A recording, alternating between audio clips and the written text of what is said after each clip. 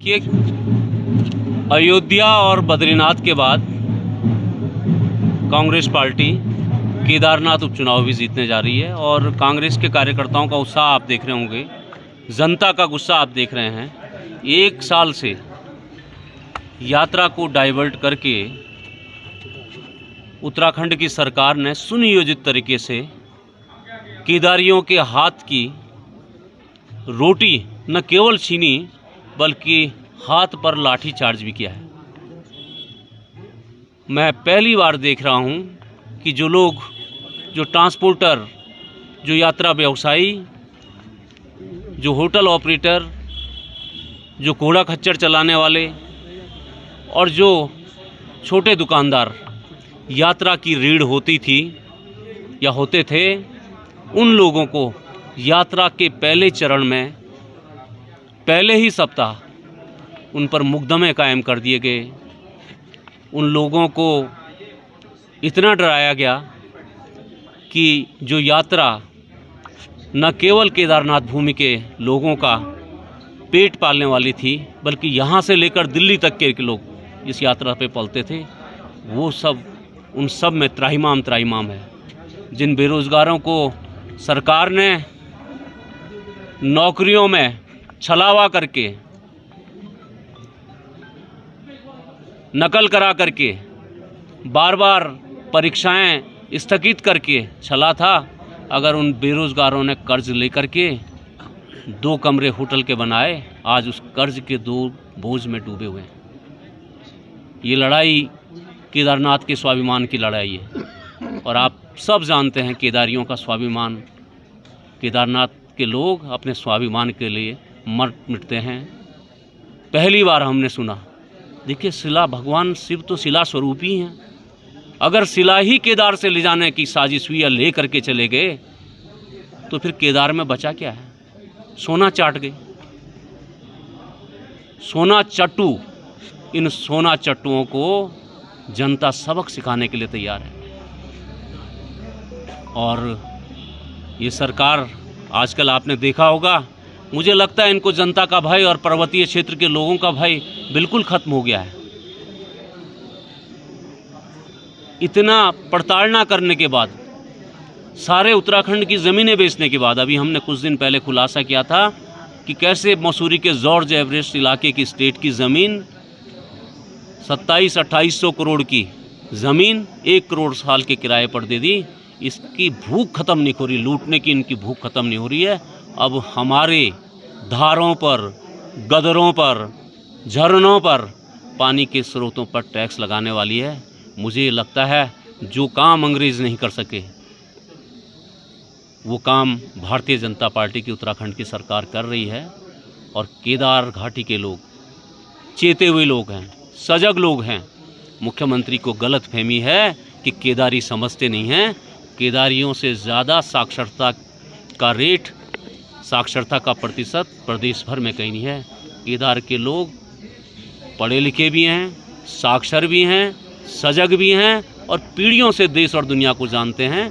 तो वो इस समय वोट के रूप में अपना सरकार पर चोट करने वाले हैं। और जो 0 जोन आज सरकार ने इस इलाके को घोषित करा है, तो 20 तारीख के मतदान का रिजल्ट, जिस दिन मतदान का नतीजा 23 तारीख को आएगा, तो सरकार ही 0 हो जाएगी और केदार के लोग सरकार को 0 करके वापस भेज देंगे। देखिए, बहुत ही ऊर्जावान व्यक्ति हैं मनोज रावत जी, और पहले भी विधानसभा को उनको लंबा अनुभव है। और जिस तरीके से वो लगातार जन सरोकारों से जुड़े हुए मुद्दों को उठाते रहे हैं, उम्मीद है इस बार के चुनाव के बाद जनता उनको स्वीकार करेगी और वो फिर से केदारनाथ की समस्याओं को पूरे प्रदेश की समस्याओं के संग उठाएंगे। जिस तरीके से केदारनाथ यात्रा या चारधाम यात्रा, जिससे 4 महीने मेहनत करके हमारे पहाड़ के लोग अपने 12 महीने का जो जीवन यापन है उसको करते थे, उसको बड़ा धक्का इन 6-7 वर्षों में लगा है। सरकार ने 5 मंत्रियों की ड्यूटी लगाई है। अभी मैं कुछ लोगों से बात कर रहा था जब सुबह आया, वो कह रहे हैं हम मंत्रियों से भी पूछ रहे हैं कि तुमने 6 सालों में हमारे क्षेत्र में अपनी जो आपका जो विभाग है उससे काम क्या किया। तो मंत्री उल्टे पीठ दौड़ रहे हैं, वो जवाब नहीं दे पा रहे कि उन्होंने 6 साल में केदारनाथ क्षेत्र के लिए क्या किया है। आपदा के कुछ लोग मिले, वो बताते हैं साहब 20 लाख का नुकसान हुआ था, 10,000 मुआवजा मिला है। कुछ दुकान वालों से मिला, वो कहते हैं साहब हमसे 5,900 रुपया दुकानें लगाने के लिए लिया था यात्रा रूट में ऊपर पैदल मार्ग में, और उसके बाद 10,000 रुपये का चालान फॉरेस्ट ने काट दिया, हमारे को प्रशासन ने कोई मदद नहीं करी।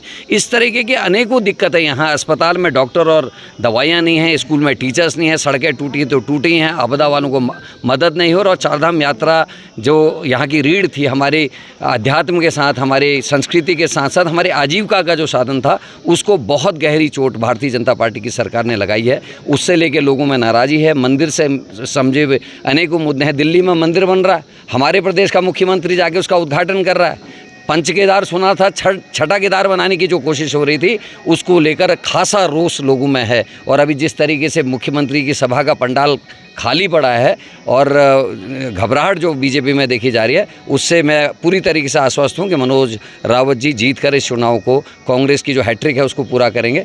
हम अयोध्या जीते, बद्रीनाथ जीते, और मुझे पूरा भरोसा है कि अब केदार बाबा के यहाँ से भी हमको आशीर्वाद मिलेगा। बीजेपी संपर्क करें, मुझे कांग्रेस के लोगों पर पूरा भरोसा है।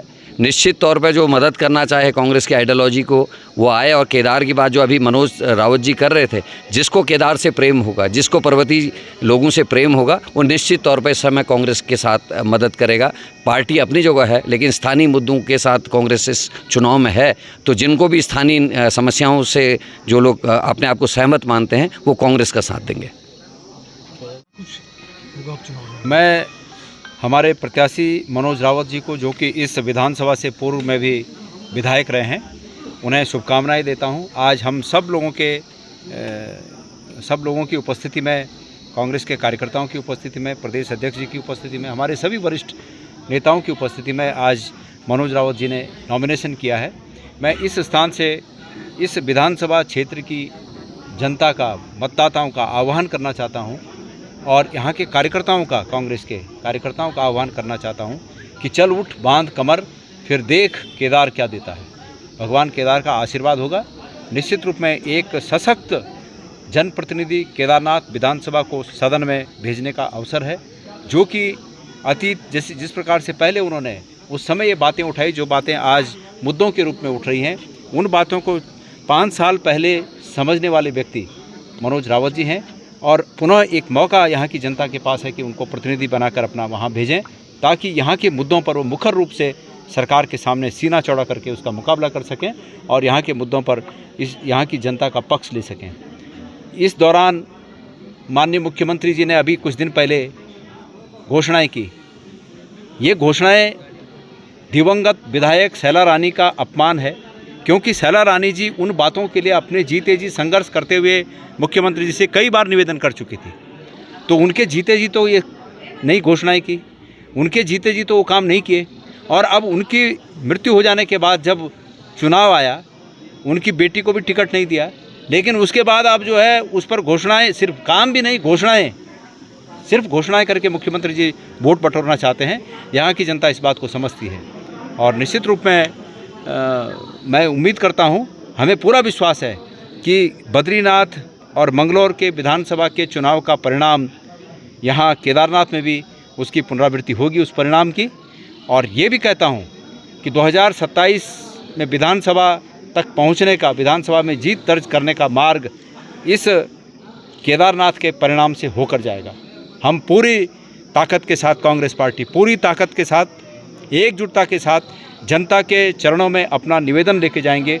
और हमें आशीर्वाद है कि जो मन से मन का टच है, जो मन से मन का स्पर्श है, हम दिलों तक स्पर्श करके लोगों के चरणों में निवेदन करते हुए उनका आशीर्वाद प्राप्त करेंगे। इस बार निर्दलीय निश्चित रूप में हम तो पहले से इस उसमें हैं कि भाई हम जनता के पास जाएंगे।